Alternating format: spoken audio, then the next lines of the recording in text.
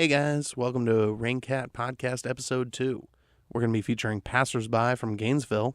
My name is Jeff Coulter. And I'm Brian Lamar. We're going to be talking to passersby about all their travels around the country and their new record they recorded in Gainesville. We're really excited to get into it, so let's get started.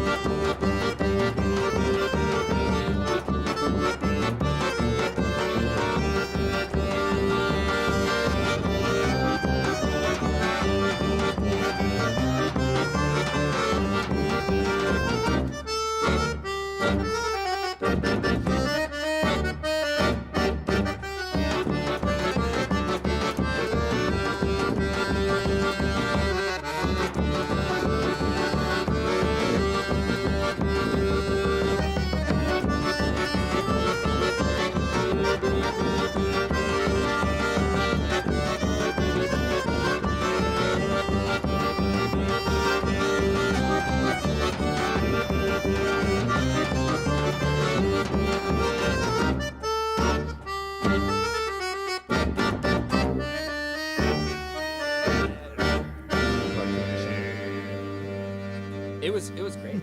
And then they walked all the way downtown after they destroyed it and collected the sand, and then did more of that down by the water and distributed the sand into the water after a ritual. It was really beautiful. Down by the river. Down by the river. I actually really love that concept of creating a really beautiful piece of art that is completely transitory and it will never exist again, and you destroy it immediately. That's kind of what playing music is like. Right? It's like, yeah. Whoa!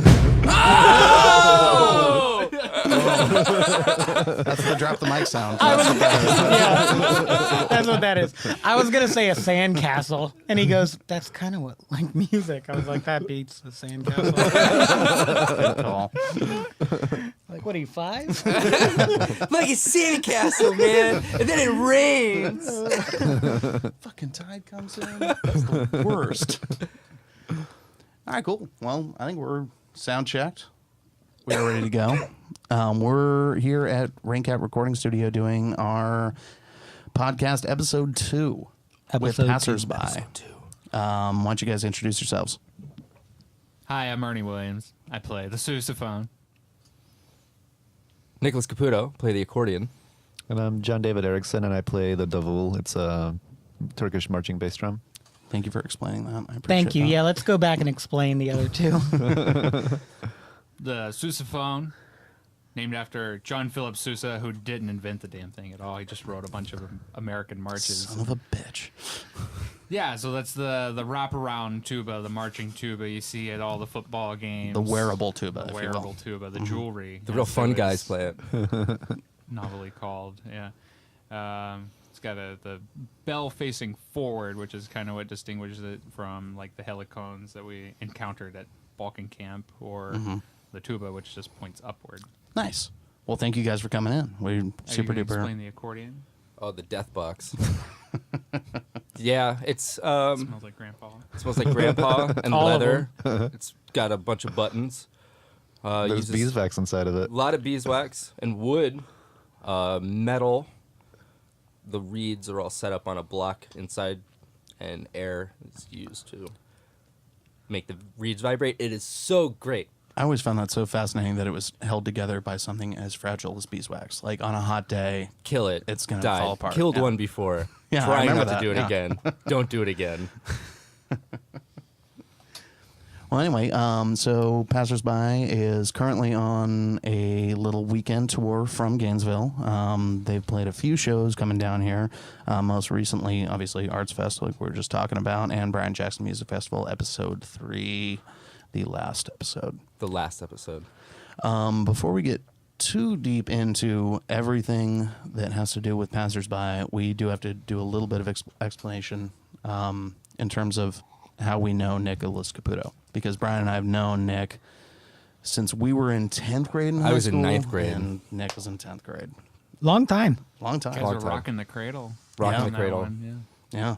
The Yo-yo tricks and all. the whole deal. Yeah, awkwardness, everything. There was a lot Sneaking of in the hot tubs. Sneaking into hot tubs. Way too much pottying. Sure. yeah. Were you pottying in the hot tub? We did party in the hot tub quite a few times. Yeah. We used to sneak into that hot tub in your old neighborhood. That was awesome. There were girls there too. Sometimes. But yeah, anyway, so Nick was mostly friends with Lucas when you first started Well, I hanging had out, a which was history of Brian's rock brother. and roll class at South Fork, and Brian and Lucas and Devin Newhall And Devin, were in that Devin class. Metal. Yeah. D-Mats. That's So a whole nother podcast.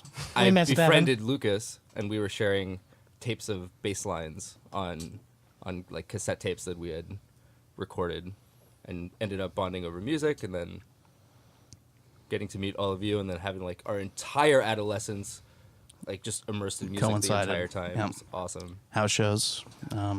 Some kind of apathy was, of course, Ska the band. First ska Yeah, band yeah. that I was ever in. The first in history, actually. You guys were drowned out. I do recall those days. Yeah. Those were the days. Those were old days. And then, of course, you went on tour with us twice, actually, and did keyboard on a record, Yeah, on the Abolish record. and basically composed that whole little interlude. Weird interludes on the last day of recording. Yeah, that was awesome. That was really great. Composed that in a truck stop. Yeah, that was Creepy pilot truck stop. that was, Milford, Connecticut. good stuff. Yep, I remember writing lyrics for that. I was like, okay, give me 5 minutes. You're like, we need something. I was like, okay, hold on. I got you. That was great. Let me get my zone. But coming back from that tour, I was so tormented by metal that I had to do something else. I remember that. I had a real existential and moral breakdown after that one. I remember sitting in the quarry next to the recording studio, like uncomfortable, because the music that you made was so intense. Yeah. That's a good spot for an existential breakdown. Yeah, it's Quarry, like there's just yeah. broken fucking rocks all over the place. This is great.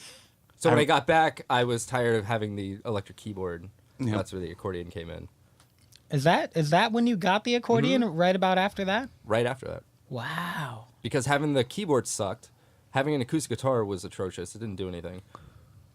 I mean, it was God bless the guitar and everything. Yeah, But absolutely. I wanted something, and something. Yeah. the accordion's kind that of both of those the things. accordion is very stereotypically maybe opposite of metal. So I see how that could have happened. I don't see any difference. You could, yeah, because see, you could distort an accordion. I need. There's someone very to do few that. people who can actually pull off a breakdown with an Look, accordion. metal's a spirit. It's not Yeah, the it's a instrument. spirit. It's Very a true. spirit. Yeah. Heavy is a state of mind. Yeah. Respect. And you guys always taught me that. Absolutely. You don't need distorted guitars. You don't That's need for distorted guitars. amateurs. It's like a stupid face and a head nod, Yep. and then a deep sense of,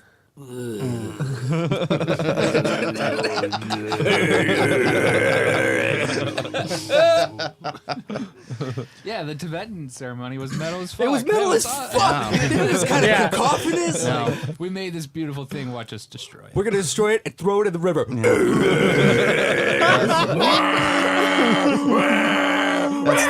That is the original sludge metal. Really. It was fucking awesome. Like the cymbal hits, they weren't on hits or anything. They had a double reeded instrument that they were like doing weird trills on. Sounded like Angry Bees. Very experimental, It was like so Dillinger metal. Escape Plan, you know. So to bring metal and that spirit to the accordion, it's like there's been a mission here. So now, post that, I just wanted to get that kind of out of the way because I'm sure there's going to be about a billion digressions throughout this entire podcast of us talking about how this happened and that. So anyway, that's how we know Nick. Now, we don't really know Ernie or John David that well at all. What are you saying? What are you trying to... Well, I mean, I like you, man. I mean, Hey, man, I don't know if I like those two. but I've only met Ernie a few times, and we met John David for the first time last night. Last night. And so give us, now I know John David came in later to the picture of the whole Passersby thing. So give us a picture of how Passersby kind of came together. What was the impetus? Started with Waxwings. Picked up Nicholas when John David actually moved to New Orleans. He was playing in this six-piece, a sextet that we have up in Gainesville. Yeah, and when he moved away to New Orleans, we picked up Nicholas from a Bonfire, right? I had started playing before John David moved. That's In true. Waxwings. Yeah, there was a brief but- overlap when all three of us were that's playing true. together. That's Yeah. true. Sorry. Yeah. So we had all played together Yeah, in Waxwings. that's right. Which is nothing like Passersby. Yeah, but Yeah. so John David and Ernie were in Waxwings, and then you joined Nick. Yeah. Do you all currently still play in Waxwings? Yeah, we're recording an album right now. Yeah. I'm no longer with Waxwings though. That's true. Yeah, Formerly. formerly. Yeah. And you guys are doing that at Golden Tone where you guys just did your last one, which we'll get back to. But okay, so then what was the deal with kind of not splitting off because you guys are obviously both still playing with Waxwings, but what was the deal with starting Passersby? Well, I kind of lost my mind in Colorado in January of last year. And on my way back, I felt that I had to play music with Ernie because I had been busking a little bit by myself in Gainesville. And it was fun, but it needed something. And when I got back, immediately started playing music with Ernie, and we just like started knocking out songs, and then just taking it to St. Augustine and going out late at night in Gainesville, and just playing and playing and playing, and it like ended up snowballing into road trips, and then Well, I had this insane idea. So, like, I'm doing graduate school at the UF right now for art, and I got invited to this total bullshit conference out in Arizona. And the deal was that I could go out there and talk to nobody in a room, and I could pay $200 to go there. But I didn't know that until we were already on the way. But the whole point of that was I was heading to that conference, and I knew that Nicholas busked on the street and, you know, liked to make money scooping up dollars. And so I said to him, like, just, hey, I could use a travel friend, you know, to go, and we can split gas and you can busk or whatever. But then we started playing music, and we started busking. And then the whole thing just diverged, like, attention just shifted completely. So we were on this completely other, like, trip. And just the Seuss accordion just, like, completely derailed that. And that's how we ended up at Arcosani that summer, which I think is, like, a big highlight of some of the travels that we've done. absolutely. No, explain that. Arcosani. I don't know if too many people It's are familiar a with it. quote-unquote experimental urban laboratory. Laboratory. I have no idea what you guys are talking about. So It's you have to just- explain it. It's like an experimental village building civilization thing. What would you call it? What? It's like a commune, kind It's of. like a commune. It's kinda like All a- inside, though? It's a residency. It's a though. resident. Like, Yeah, you live there and work there. People don't often. Most of the residents there are only there for a few years, and it's like a large revolving door of like practicing artists and crafters and things who get into involved into different programs within the community. And it was started by an architect in the 70s from Italy, Paolo Soleri, and he had this vision that urban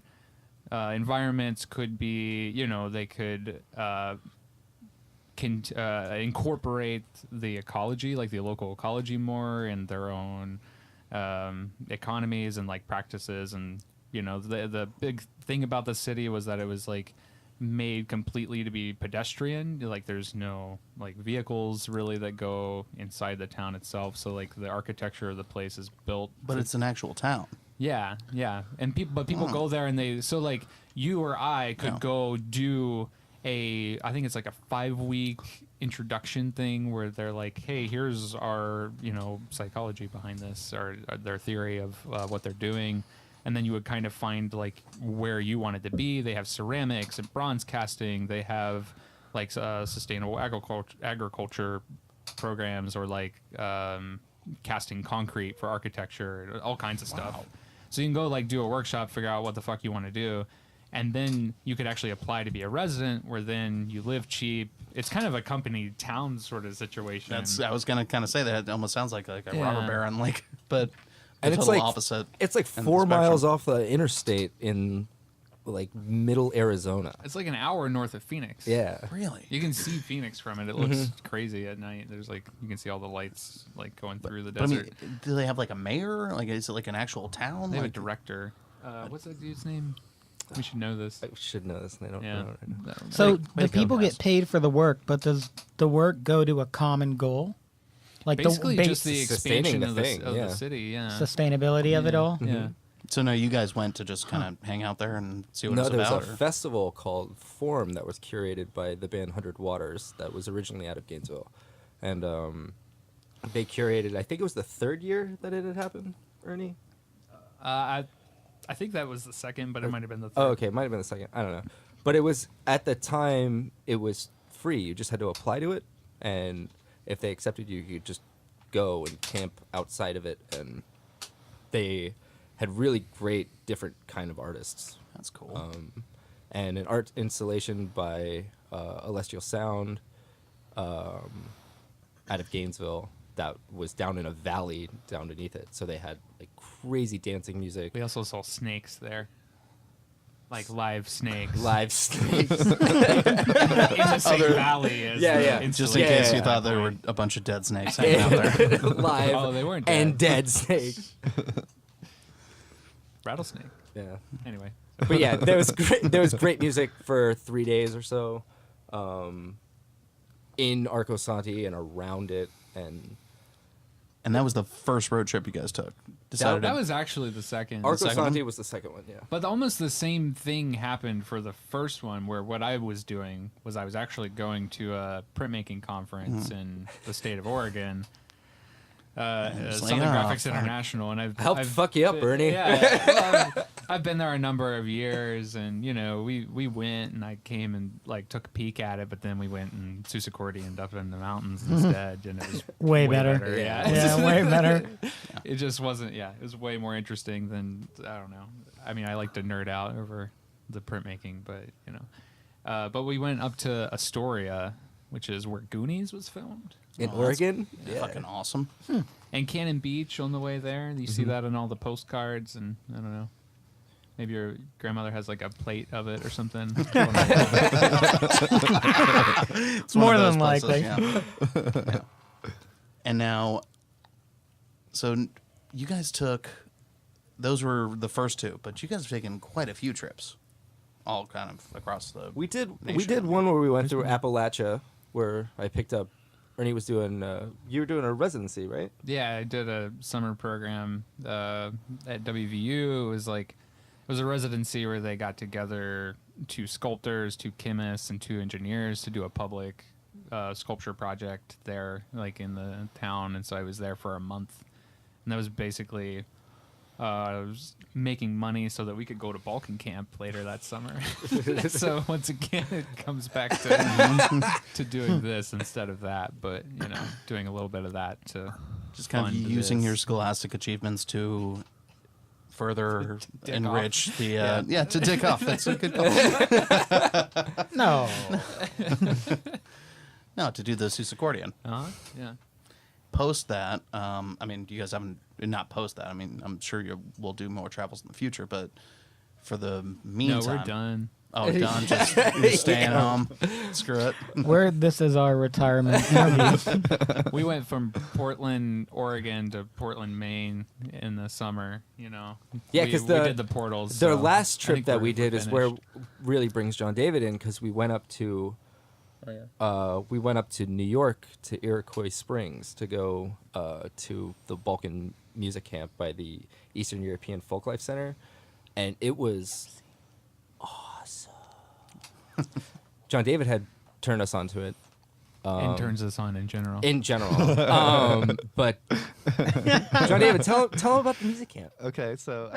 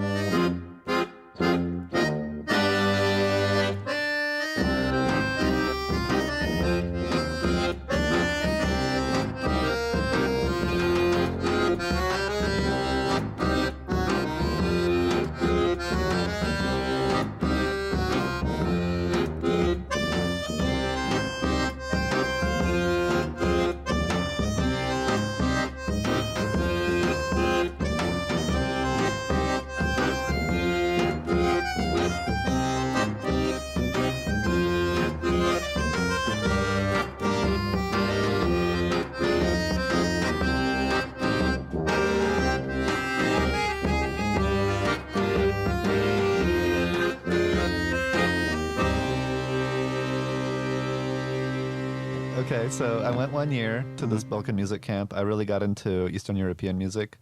I was exposed to it as a kid because my dad had some records of Roma music. And if you're not familiar with Roma, that's the word that you should use to describe people that are called gypsies. Okay. But anyway, I've always been exposed to this music, and I learned about Balkan music, and I learned about this camp with a musician friend. And I went with her 1 year, and then I needed somebody to go with. And I thought, like, who would be interested? Who would be fun to travel with? Who would be fun to share music with? And I knew that these guys, would probably be into it, and I enjoy playing music with them.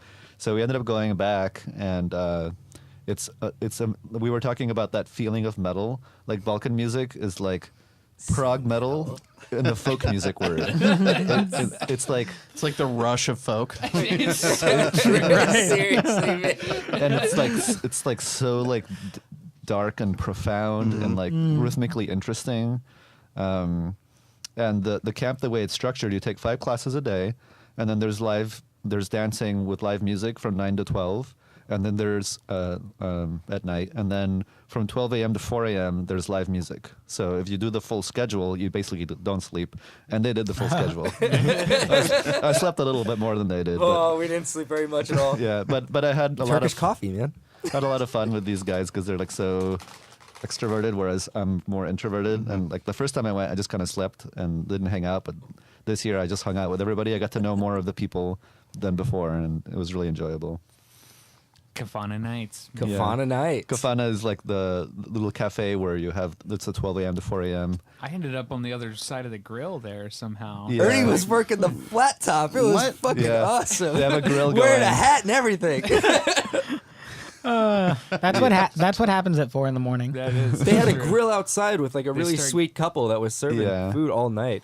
And because they took like food orders inside and people were performing all night. It was great. And just a bar. You know and- what? Let me give you a break. I got this for a Yeah, minute. it's a lovely community of people that have been doing this since the 80s, and like That's so the cool. the core of Balkan Camp is this band called Zlatne Uste, which is some people that in the 80s or maybe late 70s got really turned on to Balkan brass and started playing it, and they were the first non Balkan band that got invited to play. I forget the name of the festival. There's a brass festival. It's the biggest brass festival in the world, and it happens in Serbia. And they were the first like foreign band to be go invited to and- play it. Oh. Yeah. Wow.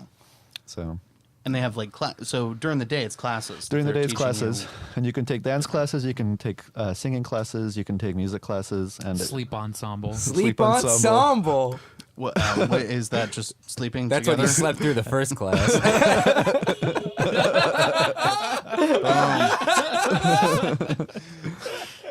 yeah, it's great, and it's all taught by ear, like little bits of the melody at a time, and you like learn it and you do it all by ear because that's how music was.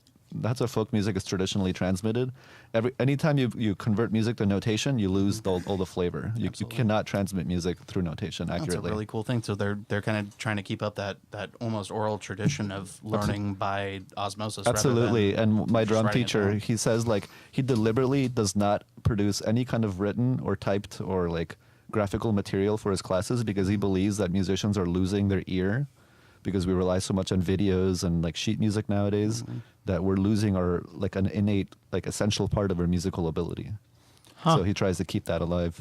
You know, another little thing I've always just thought about that is that I always think it's so cool when somebody teaches another person something, and I don't like if somebody teaches me something, I don't get it perfect. Yeah. So I always add my little imperfection to it, and That's then true. it makes it something different, Yeah, absolutely. rather than I don't know, just exactly learning, from a note on a page that says exactly at 0.56 seconds this is happening. Exactly. It's just the little imperfections end up enriching the whole thing throughout the line. Yeah, absolutely. Like that. I mean, that's how music evolves. Like everybody kind of like uses their personal preferences to play the music they want it the way they want it to be played.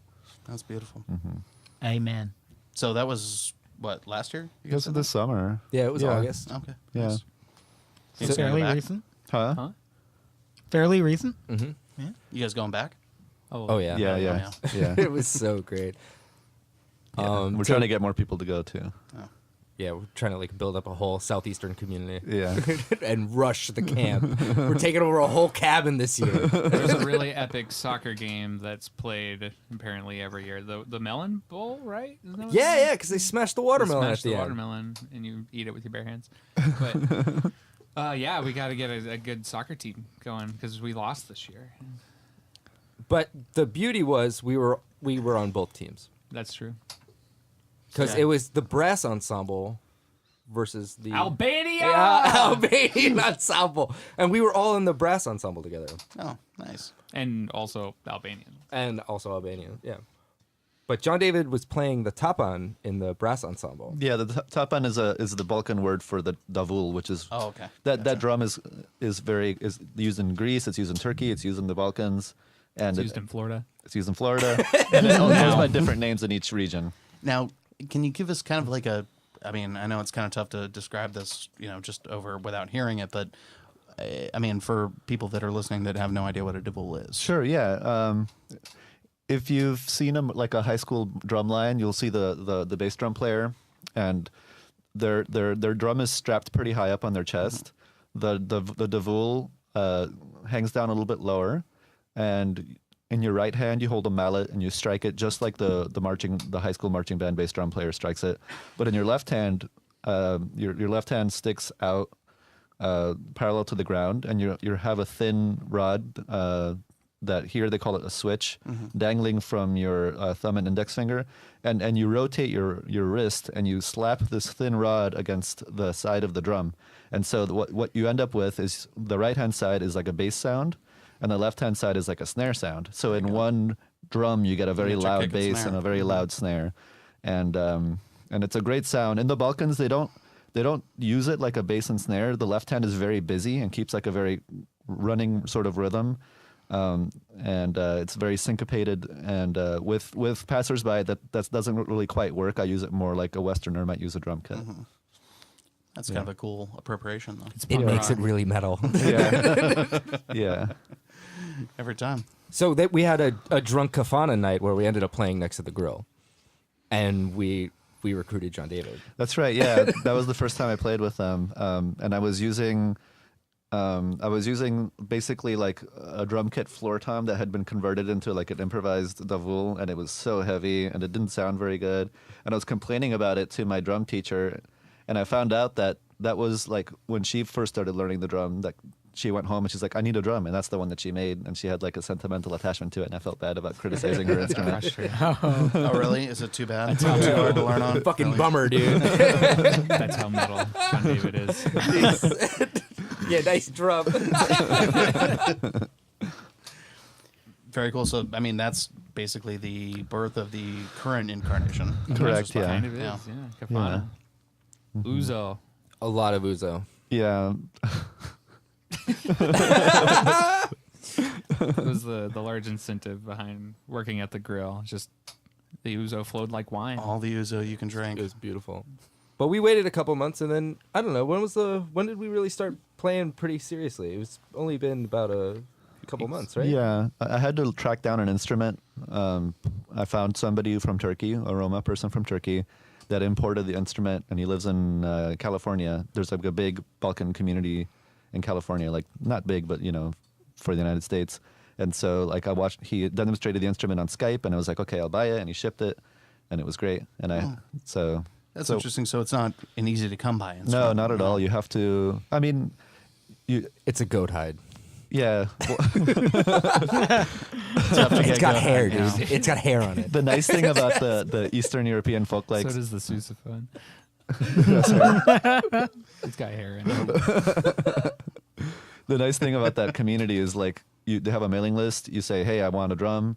They're like, we know these makers. Here's their phone numbers, and it's very tightly you knit. up, Everybody yeah. trusts each other. It's great. And now, have you guys been basically rehearsing together, getting some songs together? Yeah, I for the don't really record? know how it happened, but I think we just all kind of like. I know John David expressed that he wanted to play. We really wanted John David to play because it was a lot of fun at the Kafana. Yeah, yeah, So then we just started having like kind of weekly practices. yeah. Fuck is that? You guys got ghosts in this.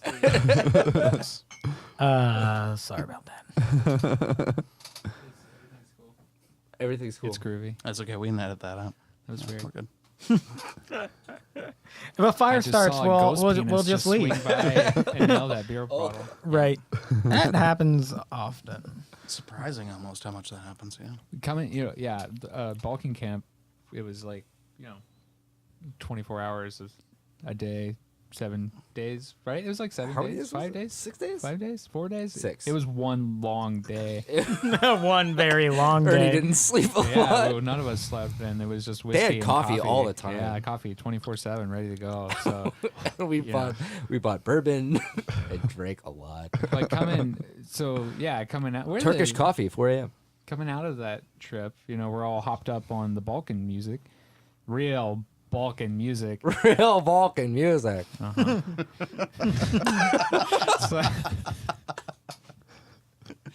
oh my where to go. I'm telling you, you guys are born for radio.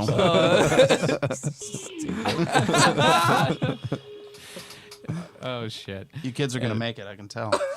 So Good things, good things. yeah, we were coming out of there with the plan to head north. Or no, we were going home. Oh, We this decided- is an important part of the story. the three of us are together, coming out of Balkan camp, and John David is Retreated to the fucking mountains. yeah. You had some kind of setup. It was like a mansion or something. What was that building? That was fancy. Like, Oh, that's right. Well, I split off and Oh, I the stayed at this mansion. Airbnb in like the middle of upstate New York somewhere with a lot of like Confederate flags, bizarrely enough. That is bizarre. And It was weird. and they dropped us off. No, they dropped me off, and it was like a giant mansion that was converted into an Airbnb run by this family that lives in like one tiny wing of it. it was in the middle of It nowhere. was middle of Yeah, nowhere. we were going through some Yeah. whitey stuff. Yeah. That sounds very kind of murdery and weird. Like, And I was gonna meet my partner there, and we went to the grocery store, got some apples and nuts and stuff. My partner ended up being like a day and a half late, so I like had to like subsist on like nuts and Oh apples. no! In the castle. And I was like coming down off of like sleep deprivation and like more. I don't really drink very much, and like more drinking than I have like in like the past 2 years combined, and just like in this weird funk. And then they had their own adventures after that. Yeah, so John David was resting, and Ernie and I decided, like, all right, We're gonna go home. we're kind of tired. I think we should go home. Let's Like just that would go be the home, responsible man. thing to do. So somehow, like driving through New York, I just ended up going east. It was Doodletown. It was Doodletown. We saw a place called Doodletown. Showed up on the map. It showed up on the map. how can you not go there? And what we We drove right by it. immediately It started turned out to- it was a deserted thing in the woods, Yeah. and you Oh. couldn't actually get to it. But we were hysterical because we hadn't slept. We drove to I like was actually kind of hallucinating in the far car. far north to through New York, and then we're saw like cats. in freaking Connecticut. Meow. Yeah, Ernie was passing out with his mouth open. We ended up staying at a haunted hotel Oh my God. in Connecticut. And Nicholas got haunted. Yeah, that sleep paralysis. Do you ever get sleep paralysis and like a demon start doing weird shit around you? I never have, but I've heard horrible stories. Man. So I was I like to watch passing out YouTube, because I don't yeah, The Curtis House. Curtis House. Yeah. So we were Woodbury, looking, Connecticut. we're like falling asleep in the car, heading. We were supposed to be going home, But we south, were gonna but go we were to- definitely going north. Yeah, we went north instead. We went north instead. So it reached this point of just stupidity where it was like, if we don't go to sleep somewhere, we're gonna crash and die. So we should maybe get on that. And we started looking for hotels, but it's the fucking East Coast, and everything it like triples in price over there. Shitty Connecticut's hotels so like expensive, $70. man. Yeah. It's like $70 for a hotel 8, and it's just like Jesus Christ. So I'm bumping around, on the virtual map, and I'm this like little dot appears. While I'm like falling asleep driving. and it's this little, it's like described as like a bed and breakfast that's in Vermont, right? No, it was in Woodbury, Connecticut, I think. Connecticut. You're Yeah. right. It was Woodbury. What was that theme park that was there? We drove by a big wooden theme park. Oh, I don't The like remember. entering Connecticut signs didn't throw you. No, it was intentional. Yeah. It was kind of Oh, like one of okay. those things like we discussed out loud, like we're gonna go home, and I But just it was didn't understood do that it was we were understood not that we going kind of home. weren't, because Let's there, just there tell was like ourselves we're going it was like home. a fork in the road moment where it was like north. I want to go to Portland, Maine. I really want to go there. Fuck it. Fuck it, dude. Let's go bowling. Yeah, it was Yeah. bowling. Yeah. Shit. Yeah. So Haunted. this place pops up and it's like got a good price and it's like, hey, Sunday brunch. We got fucking celery and Strawberries. yeah, whatever you want. That sounds wonderful. They had really great food. They had weird fish wrap stuff. And we'll get into it. But But we pull up to this place and it's like a house that was built. What was it, like in 1700s? It was something like old as that. It shit. was It old. was ancient. And it was like had a bunch of Civil War history and there's all these like things on the walls. Well, When we pulled, oh man, there was- so man, sleep there deprived. was a and- moment. yeah, I had a real moment. It like really, it like locked in the significance of Balkan camp and like the feeling of community that you could get from being around so many people who love like this one culture and this one kind of music, and then meet around it. Like we shared meals, we met so many people, and there was just a genuine love and connection in this tradition. So we pull up to the Curtis house, and we find like the car stops, and I've been like borderline narcoleptic the whole time, falling asleep while driving. And we pull up, and the car slows down, and we've been listening to like brass music on the CD player for a while, but I had it turned down really low. But we pulled up, and I thought that I heard a brass band outside, so I immediately rolled my window down like, oh my God, yes, oh my God, and then realized that it was the stereo, and just immediately started sobbing and hysterically crying and laughing in the parking lot of the Curtis house. It's really when you know you It need was sleep so when you're beautiful! cry laughing. Which was Yeah. an excellent precursor to the mood of the night that we had. Yeah. So this place, I mean, we pretty much just go in and immediately check in. It's like this rickety, old creaky house. It actually kind of reminds me of the farmhouse that I grew up in. And we got this room up on the second floor and go in. It's two nice, like, full-size beds, nice bedding. You know, it was like the same price as every shitty hotel around. And it was kind of regal. It was great. Yeah, we were like, this is great. Every You know, room this was is themed actually differently. You had a key, like an actual key. like a fucking skeleton key. Yeah, it was that awesome. should have been a tip. Yeah. Yeah. Was it really a skeleton key? I don't, yeah, sure. Yeah, it was. Yeah, why not? I said it. Tell the kids at I home fucking it said it was a skeleton key. It's real evil shit. So Ernie immediately passes out because he's dying, and he was dying long before I started to die. And I lay down maybe 2 hours later. It's like 9 o'clock or something. As soon as I lay down, I fall into sleep paralysis and start hearing the screams of a woman. And then like really intense, like mean, masculine, like command kind of sounds.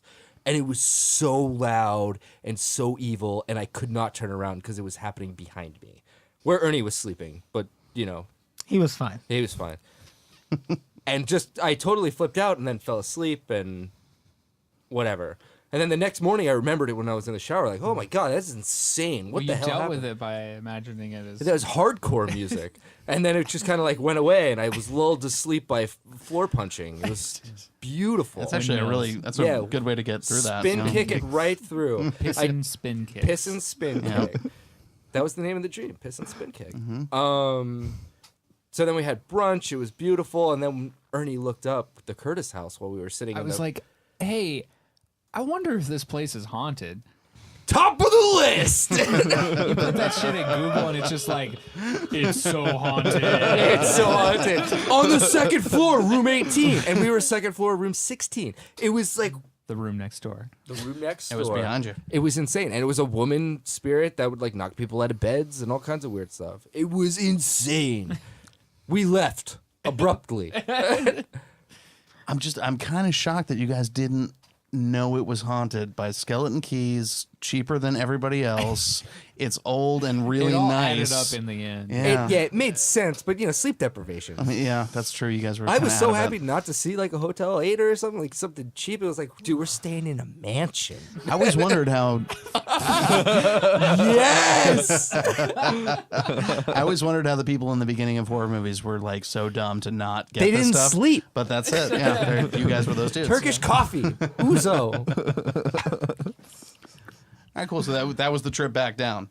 Well, that was the trip up. We ended up going to a garlic farm in Western Massachusetts. Ernie almost died again. That play Jeff Bridges, right? Had something to do with Oh yeah, it was the funding. It was like Pardon? a Buddhist temple. It was like a Buddhist temple at some point. Montague. It was beautiful.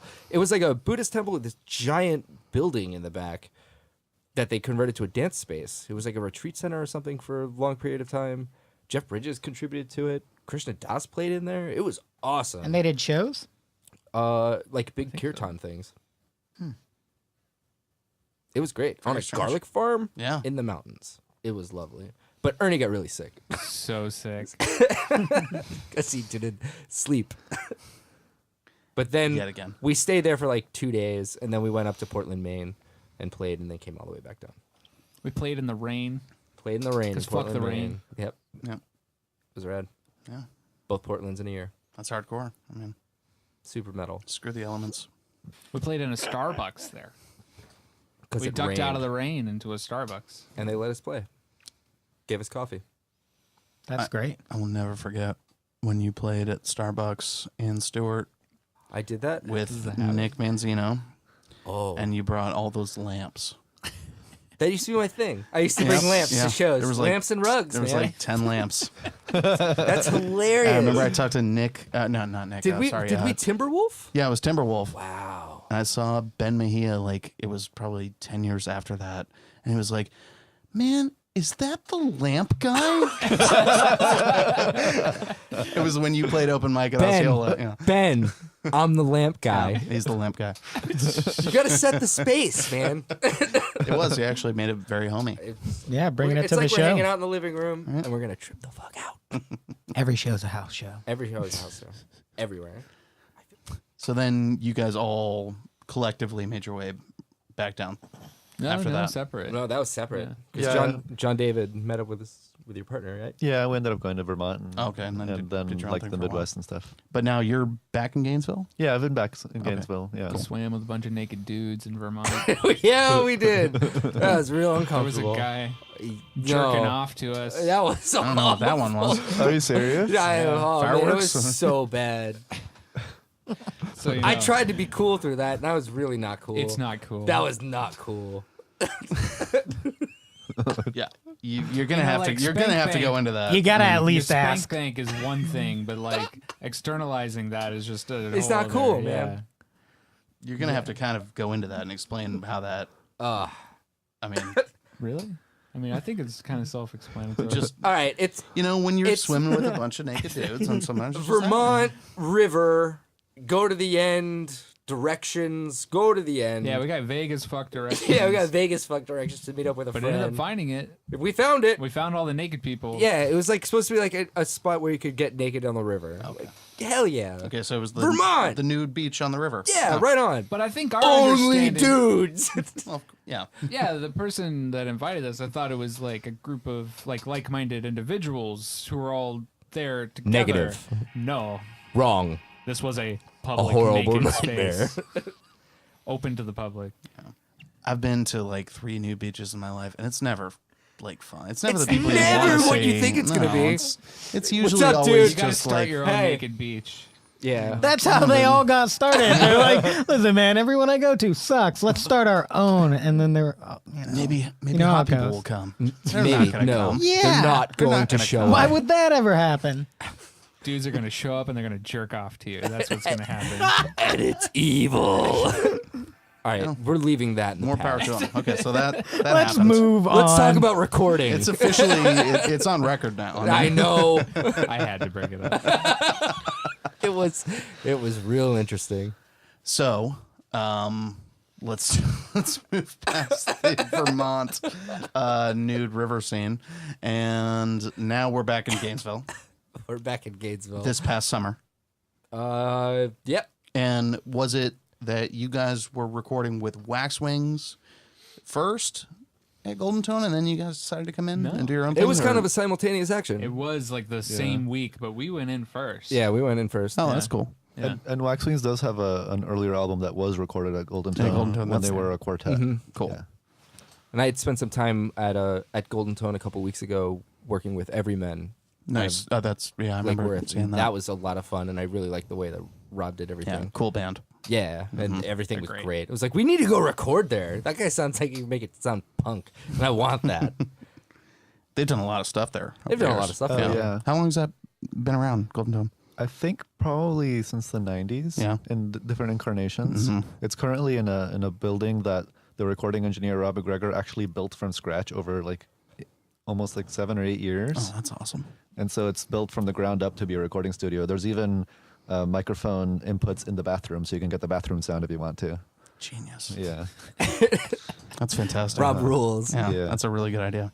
Tying a bunch of mic Why the fuck cords did together. we play in the bathroom? I don't know. Man. I'm just- Next I was time we just go in, gonna we're gonna ask, get why we're gonna get didn't really you- weird. Well, we were kind of rushed because we were gonna play the Brian Jackson Music Festival. We were gonna play Arts Fest. Yeah, wanted we to have just needed to CDs. get that shit done. So it was like, man, we just need to record and knock it out. And Ernie and I went in one day and did 5 songs. And Rob's Jeez. got a style where do a whole take, do a whole take. There's no punching in. Do a whole take. So you Just get, play it. You get a lot of really great opportunities to find like a continuous kind of take, but you play a lot. Yeah. It's awesome. So we did 5 songs, and then we had John Davey come in on a separate day and knock it out, and it worked out really well. So we Nice. got it pressed really quickly.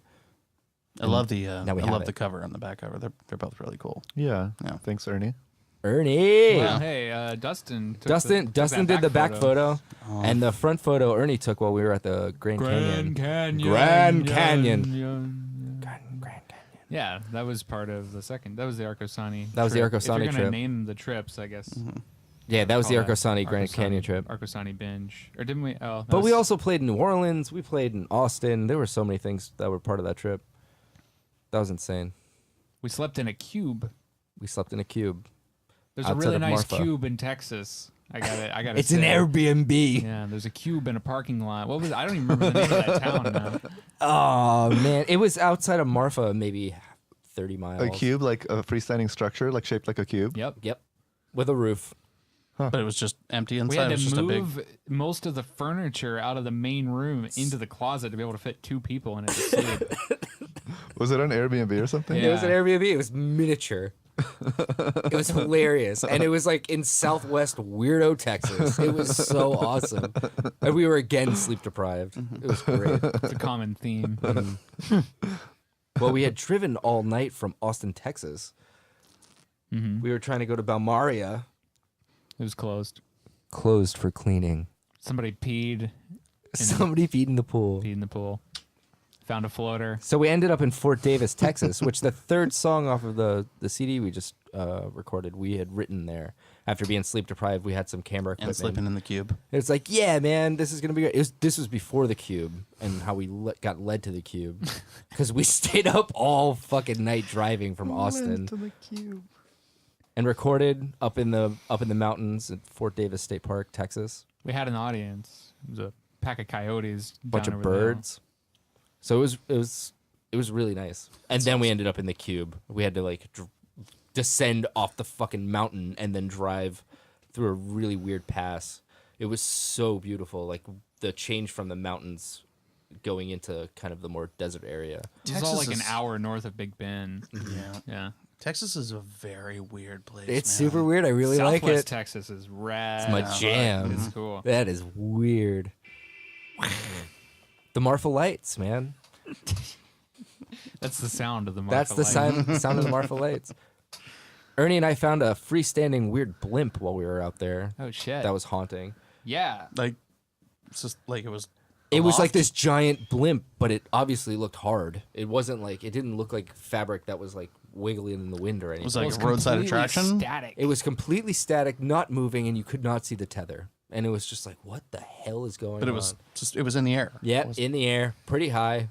So we ended up It's pulling between over. Valentine and Marfa, Texas. Yeah. Highway 90. Highway 90. So we stopped, and Ernie was filming it. We were just like getting a look at it. We later found out that it's like a radar blimp that The is tethered to the Tethered ground. aerostat, excuse me. So it's radar like just system. got like an anchor, but it's just always up there. Mm-hmm. There's a weather station at the base of it, or a radio surveillance. I mean, it's That's used by the intense. U.S. Air Force to watch the U.S.-Mexico border. Mm-hmm. It looks for anything within a 200-mile radius, like illegal aircraft. You know, mostly busting people DEA for stuff. moving drugs. And it was wacky. That's it looked weird. so weird. So we It's filmed kind of it. it kind of looks like a big bomb. Actually, it's got like the big bulbous And the- penis top and the little Got fin. like the Fins, fins yeah. at the end. Yeah. But totally tethered. It was crazy. That So- is very weird. Big brother, man. So Texas is great. You should definitely go there and check it out. Everybody, it's if crazy. you haven't been Like, to who has that? yeah. I think last time I was in Texas was with you, actually. We dropped you off at the San Antonio, or no, El Paso? El Paso Airport. And Yep. we were driving, I think, to the El Paso Airport, or maybe to the dude's house, or something like that. And somebody, I feel like it was Lucas or somebody, or no, it couldn't have been Lucas because he wasn't on the tour. Somebody in the car said, "Man, why does everything look so shitty on that side of the fence?" Oh no, That's so Mexico, man. insensitive. Yeah. Bro, It's like, oh man. I don't remember who said that. Me neither. It could have been any one of us. Yeah, it might have been me. Honestly. Like, oh man, that sucks. It's such an interesting area, and to be down there and playing music was really fascinating. Felt really intense. So recording is done. Recording is done. We did 5 songs. 5 songs. What are you guys' plans for the future? Is this a Tibetan monk throwing the sand in the river kind of thing? I or- mean, Ernie's been working on his throat singing a lot. I mean, you heard it. It's really so next record is basically just all gonna throw all your instruments. Well, we still have out a lot of original material that we don't have recorded in a similar format, and I think I would like to get some of that stuff captured, and also just playing different events to be able to get on the ground with more people and be able to like see how the Sus Accordion Rumble can fit into different contexts. It's a lot of fun, and I would like to explore that a little bit more. Sus Accordion Devul. Sus Accordion Devul. Right? And is it cool to see people's reactions to, you guys all playing together, and they're all fairly, interesting and not everyday instruments, and you got to be showing people something new almost every day. It is really. It is so much fun, and I think the best part is like being able to interact with people who really have no idea what we're doing is, Right. and don't really have a language for it, and just see this spontaneous thing that's happening without any electricity.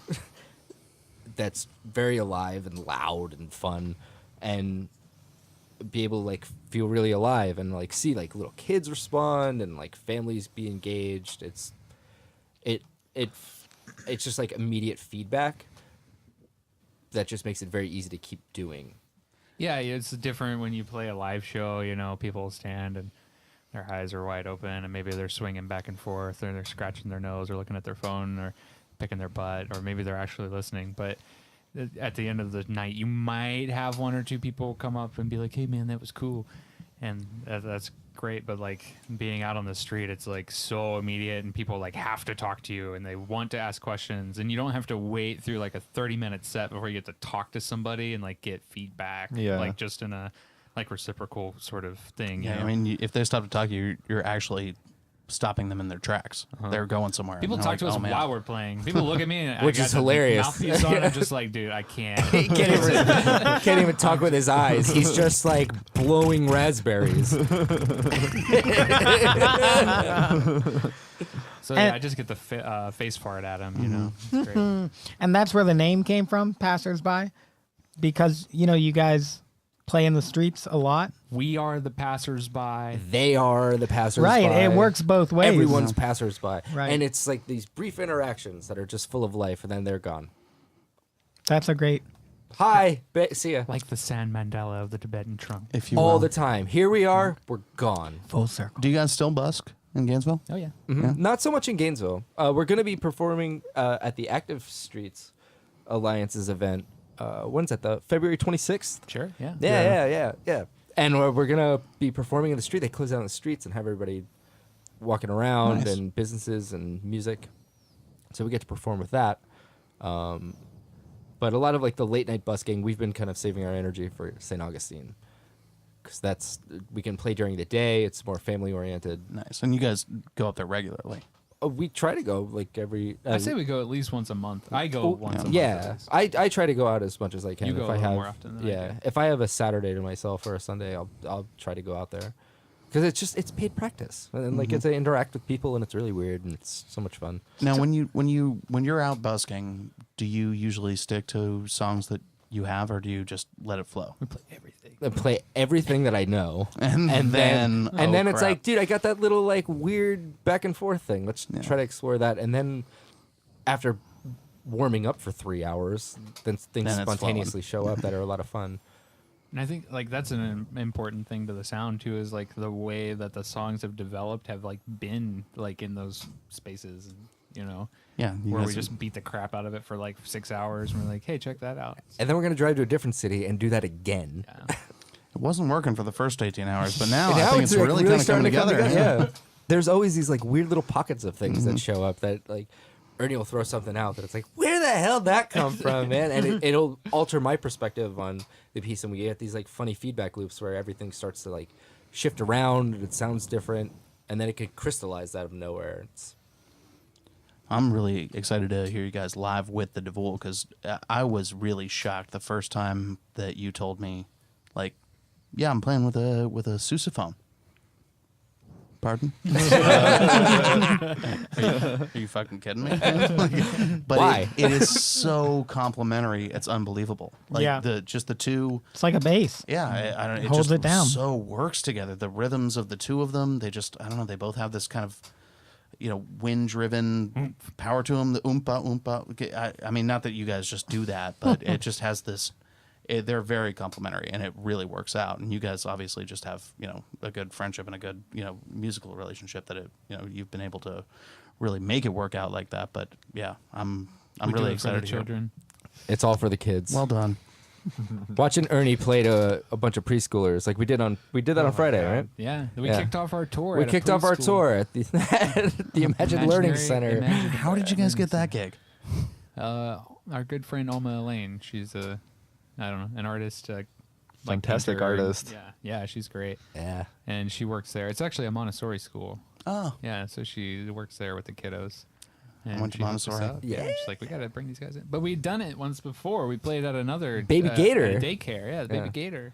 So that one got us started on our that's a preschool real thing. Florida preschool right there. That Baby Gators. It was awesome. We had like little kids like jumping up and down and shoving each other over. I was just like, They started a thrash out of nowhere. I was Yeah. like, dude, we're doing it. We are doing it right now. this, man. Yeah. And I it's like to see. I see the music so differently, like bouncing off a bunch of kids. It's like, oh man, you can really see what works and what doesn't. Yeah. No, they Right? You're dancing right now, and that's a good sign.